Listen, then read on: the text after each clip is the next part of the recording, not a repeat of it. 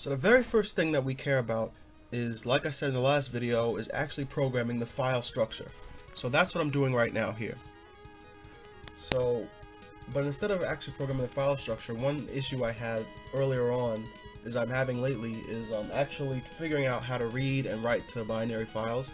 I could do it easily in Python, which is what you see I'm doing right now, but doing it in QBasic is not something I'm totally familiar with. So what I have to do right now is to figure out how to essentially translate between Python and QBasic. And Python is what I'm using to create the converter, to convert it from the LDTK format into QBasic. So yeah, we're into the binary format and then using the binary format in QBasic. Now an issue I'm having is actually when I open the file that's written by QBasic, it's giving me this 4-byte. I wrote a single number to it, and the integer is 4 bytes. I'm like, okay, 4 bytes.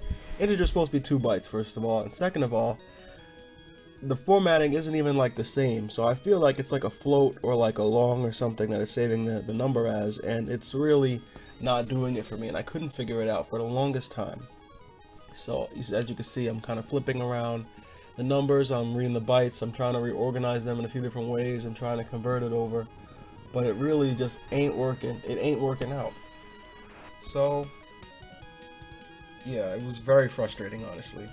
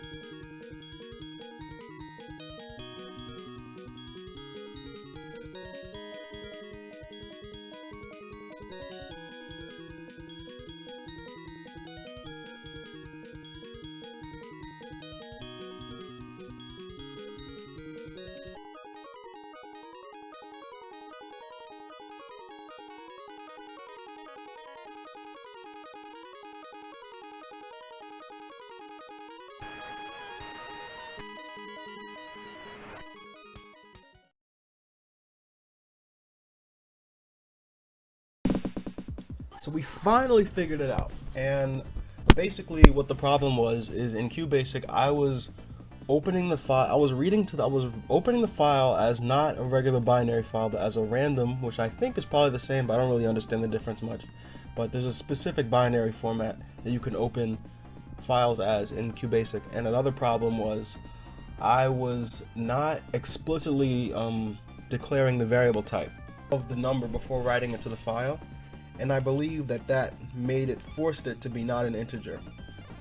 So once I did that, and once I made sure I was using the byte type, it actually worked. It actually saved it directly a 2-byte integer into the file.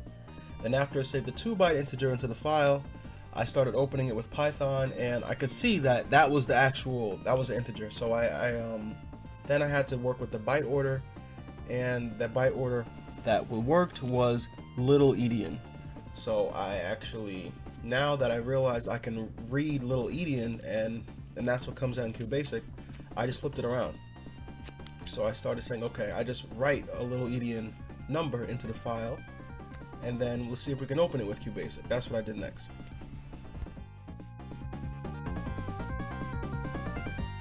After figuring out that I can read and write into both of these languages, I decided that I would start drawing the map. And to draw the map, I had to start working on the file structure. And the file structure here is very simple. It's just the first integer just tells you how many entries there are, and the next integer is the 3 columns. So it's going to be x, which is the x location, y location, and type, xy type, xy type, xy type.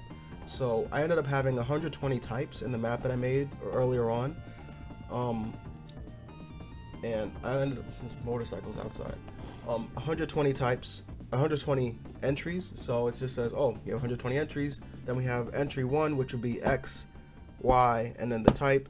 And after that, we have the list going with these types in it. And we also have the, and in a minute, I'm going to show you the, it actually being rendered. And after I have it rendered, I'm probably going to go back into Python and do a bit of polishing of that script.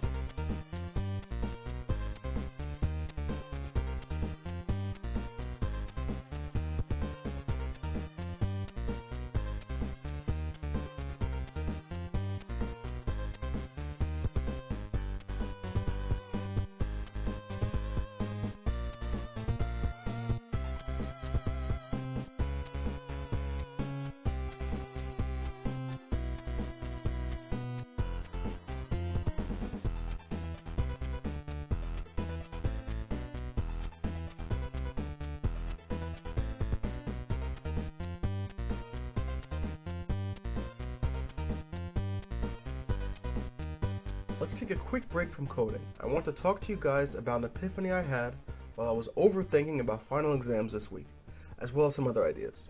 For starters, here's the finalized structure for the map file as a visualization. We already spoke about the map file. This just helps the engine render the map graphics and figure out how many doors, NPCs, walls, and other things we'll need for that area. The NPC file is a bit more involved. It contains the name of each person, their speech, as in what they say when you walk up to them, their X and Y locations on the map, as well as their type. In the future, I want NPCs to be able to give you items or sell things to you. Having the type parameter will tell the engine how to act when the NPC is approached by the player. So basically, it just tells it which type it is. You know, is this a regular person? Is this a salesman? Is this this? Is this that? Yeah, from the player. For now, we'll just have the type be 0. I'll make a list of NPC types in the next episode. So NPC types are going to be in the next episode. The last file type I envisioned was doors. The doors entity will let the player zip from one map to another. From in and out of buildings, to entering towns, to going into dungeons, the doors are very important. However, in writing this, I found a very big problem. And what this problem is that I don't have a programmatic solution for keeping track of game assets outside of the current room. So as a scripter, I originally thought that we'd have file names of different entities, stuff like, so let's say I want to open field 1, right? I would say, okay, open field 1, and then it will look for the field 1 map file, it will look for the field 1 NPC file, then it will look for the field 1 door file. This is okay for PC games that have a file structure, but when you're working on a platform that does not have a file structure like some game systems, this becomes a problem. I've been using the file system as a stand-in for a hash map, and that has limitations. The limits for that are showing. So this is what a hash map is. Basically, you have keys, which are like strings, or they could be anything really. Then you have a function that helps associate the key with certain other information. The other information could also be anything. Now, in terms of my project, we're going to have the key be the name of the map and the bucket be the actual memory location or the location in the file of the map. So you'll see. So what is the solution for this problem? The solution comes in two parts. We store the game information, all the maps, all the NPCs, all the worlds in the one giant file. So just one big file for the whole game. And we create a hash table that allows us to access each map easily. So by doing that, we'll have the keys in one section, then we'll have the each map in the other section, and each map is going to be a memory location.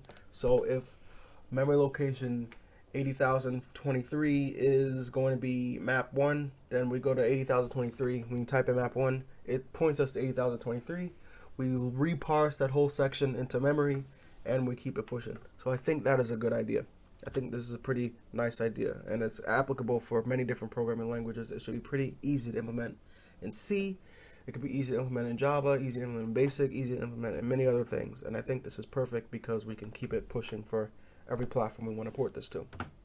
So this is the revised door file.